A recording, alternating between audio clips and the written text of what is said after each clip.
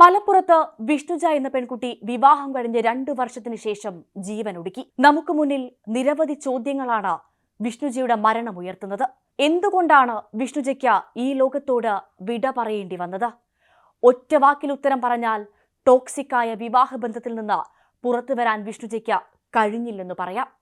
പക്ഷേ അങ്ങനെ പറഞ്ഞ് നമുക്ക് കൈ കഴുകാൻ പറ്റുമോ? ഒരിക്കലുമില്ല.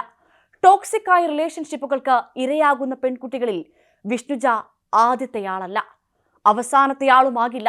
അത്ര പാഠങ്ങൾ നമുക്ക് മുന്നിലുണ്ടെങ്കിലും ഈ പരമ്പര ഇങ്ങനെ തുടർന്നുകൊണ്ടേയിരിക്കുകയാണ്. സൗന്ദര്യമില്ല എന്ന് പറഞ്ഞ് നിരന്തരം പരിഹസിക്കുന്ന ഭർത്താവ്, സംശയരോഗത്തെ തുടർന്ന് വാട്സാപ്പിലടക്കം വിഷ്ണുജിയുടെ സകല സ്വകാര്യതകളിലും എത്തിനോക്കിയിരുന്ന പുറമേ മാന്യനെന്ന് തോന്നിപ്പിക്കുന്ന ഭർത്താവ്, കൂടാതെ നിരന്തരം ഉപദ്രവവും.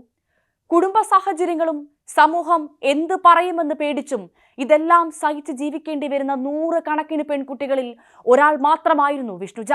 എന്തുകൊണ്ട് നമ്മുടെ പെൺകുട്ടികൾക്ക് ഇത്തരം ടോക്സിക് റിലേഷനുകളിൽ നിന്ന് പുറത്തു കടക്കാൻ പറ്റുന്നില്ല? എല്ലാം സഹിച്ചിങ്ങനെ തുടരേണ്ടി വരുന്നത് എന്തുകൊണ്ട്? എല്ലാറ്റിനും ഒടുവിൽ ഇങ്ങനെ ജീവിതം അവസാനിപ്പിക്കേണ്ടി വരുന്നത് എന്തുകൊണ്ടാവാം? നേരത്തെ കൊല്ലത്തെ വിസ്മയെയും കോഴിക്കോട്ടെ IT ജീവനക്കാരിയായ പെൺകുട്ടിയും പൊള്ളുന്ന അനുഭവങ്ങളായി നമുക്ക് മുൻപിലുണ്ട്. വിസ്മയ ജീവൻ അവസാനിപ്പിച്ചെങ്കിൽ എല്ലാ ഉപദ്രവങ്ങളും സഹിച്ച് ഭർത്താവിനൊപ്പം വീണ്ടും ജീവിതം തുടങ്ങിയ കോഴിക്കോട്ടെ പെൺകുട്ടി പിന്നെയും നേരിട്ട കൊടിയ പീഡനങ്ങളും നമ്മൾ കണ്ടു. അങ്ങനെ പല ഉദാഹരണങ്ങൾ. എന്താണ് നമ്മുടെ പെൺകുട്ടികൾ ഇത്തരം ബന്ധങ്ങളിൽ നിന്ന് ധൈര്യത്തോടെ പുറത്തു വരാൻ പ്രാപ്തരാകാത്തത്? പുറത്തു വരുന്നവർ ഇല്ല എന്നല്ല, വളരെ കുറവാണ് അവരുടെ എണ്ണം. വീട്ടുകാരുടെ ഉത്കണ്ഠയും സമൂഹത്തിന്റെ ചോദ്യങ്ങളും പേടിച്ച എല്ലാ അപമാനങ്ങളും സഹിച്ച ഇങ്ങനെ തുടരണോ? ടോക്സിക് റിലേഷൻഷിപ്പുകളിൽ എന്ത് ചെയ്യുമെന്നറിയാതെ ഉഴലുന്നവരാണ് പുതിയ തലമുറയിൽ ഏറെ പേരും. ടോക്സിക് ചിന്താഗതികളെ എങ്ങനെ മറികടക്കാം? ടോക്സിക്കായ ബന്ധങ്ങളിൽ നിന്ന് എങ്ങനെ പുറത്തു കടക്കാമെന്ന് പലരും ചിന്തിക്കാനോ പ്രവർത്തിക്കാനോ തയ്യാറാകുന്നില്ല എന്നതാണ് സത്യം. അതിന്റെ പ്രതിഫലനമാണ് ആത്മഹത്യ എന്ന തലക്കെട്ടുകൾ നിരന്തരമായി നമുക്ക് മുൻപിലൂടെ എത്തുന്നത്. ടോക്സിക് റിലേഷന് ആത്മഹത്യ മാത്രമേ ഉള്ളൂ ഒരു മറുപടി? ചെറിയ ശതമാനമെങ്കിലും ടോക്സിക് റിലേഷനോട് പോട്ട പുല്ലെന്ന് പറയാൻ മനസ്സ് കാണിക്കുന്നുണ്ട്. പക്ഷേ നല്ലൊരു ശതമാനം ഇപ്പോഴും അത്തരത്തിലൊരു നിലപാടെടുക്കാൻ ഭയക്കുന്നു. അവർക്ക് ആത്മഹത്യയല്ലാതെ മറ്റൊരു വഴിയും തെളിയുകയുമില്ല. അങ്ങനെ ജീവൻ കളഞ്ഞ എത്രയോ സഹോദരങ്ങളുടെ വാർത്തകളാണ് നാം ദിനം പ്രതി കേട്ടുകൊണ്ടേയിരിക്കുന്നത്. അതിന് നമ്മുടെ കുടുംബവും സാഹചര്യങ്ങളും ഒരു വലിയ കാരണമാവുകയാണെന്ന് പറയാതെ വയ്യ. നിനക്ക് പറ്റുന്നില്ലെങ്കിൽ നീ ഇങ്ങ് പോര മോളെ, ഞങ്ങളുണ്ട് എന്ന് പറഞ്ഞ് ചേർത്ത് നിർത്താൻ ഒരു കുടുംബമുണ്ടെങ്കിൽ ഒരു പരിധിവരെ നമ്മുടെ പെൺകുട്ടികളുടെ ജീവൻ രക്ഷിക്കാൻ സാധിക്കും. എന്താണ് ഈ ടോക്സിക് റിലേഷൻ? ഒരാളുമായി ഇഷ്ടത്തിലായി കഴിഞ്ഞാൽ അയാൾ അത് ചെയ്യരുത്, ഇത് ചെയ്യരുത്, അങ്ങനെ നടക്കരുത്, ഇങ്ങനെ നടക്കരുത്, അത് ധരിക്കരുത്, ഇത് ധരിക്കരുത്, അങ്ങനെ നിബന്ധനകളുടെ ഒരു കൂമ്പാരം. തന്റെ പങ്കാളിക്ക് മേൽ ഈ നിബന്ധനകളുടെ കൂമ്പാരം അടിച്ചേൽപ്പിക്കുന്ന മനസ്ഥിതിയാണ് ടോക്സിക് റിലേഷൻ എന്നതുകൊണ്ട് ഉദ്ദേശിക്കുന്നത്.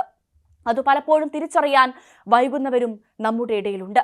ബന്ധത്തിലായിപ്പോയി, അതുകൊണ്ട് അത് നിലനിർത്തിയേ പറ്റുള്ളൂ എന്നുള്ള ഒറ്റ കാരണം കൊണ്ട് മാത്രം ഇവയെല്ലാം സഹിച്ച് കടിച്ചു പിടിച്ച് അംഗീകരിക്കുകയും അനുസരിക്കുകയും ചെയ്യുന്നവരാണ് ഏറെ പേരും.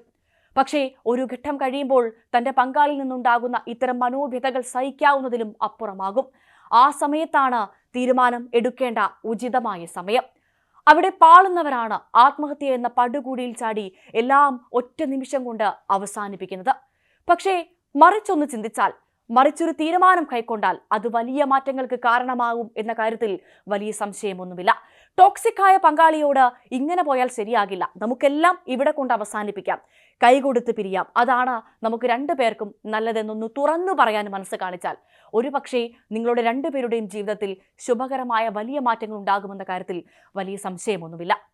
പക്ഷേ അത്തരത്തിലൊരു തീരുമാനമെടുക്കാനാണ് പലർക്കും സാധിക്കാത്തത്. ഒരു പക്ഷേ തന്റെ പങ്കാളിയോട് മേൽ പറഞ്ഞ പോലെ 2 വാചകങ്ങളിൽ ഒന്ന് പറഞ്ഞാൽ മതിയാകും, അവൻ അല്ലെങ്കിൽ അവൾ ഒന്ന് നന്നാവാൻ, അല്ലെങ്കിൽ ഈ ബന്ധം നല്ല രീതിയിൽ മുന്നോട്ട് പോകാനോ അവിടെ വെച്ച് അവസാനിപ്പിക്കാനോ.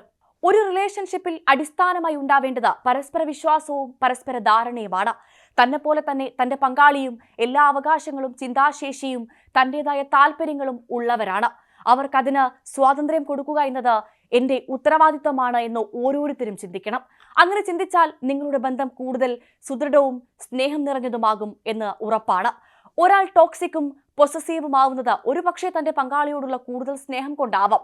പക്ഷെ അത് അവരുടെ ജീവിതത്തെയും അവരുടെ സ്വാതന്ത്ര്യത്തെയും നിയന്ത്രിക്കുന്ന തരത്തിലേക്ക് ഒരിക്കലും മാറിപ്പോകരുത്. എല്ലാറ്റിനും ഒടുവിൽ അവസാനിപ്പിക്കാനുള്ളതല്ല നിങ്ങളുടെ ജീവനെന്നും ആത്മഹത്യയല്ല പരിഹാരമെന്നും തിരിച്ചറിയുക. ഒന്നും സഹിക്കേണ്ടതില്ല, ഒരപമാനവും ഏൽക്കേണ്ടതില്ല. ധൈര്യത്തോടെ പുറത്തിറങ്ങുക, ജീവിതം ധൈര്യത്തോടെ മുന്നോട്ട് കൊണ്ടുപോവുക, തല ഉയർത്തി ജീവിക്കുക. സംശയത്തിന്റെയും മർദ്ദനത്തിന്റെയും അവഗണനയുടെയും മുഖമണിഞ്ഞു വരുന്നവരോട് പോടാ പുല്ലേ എന്ന് തന്നെ പറയുക.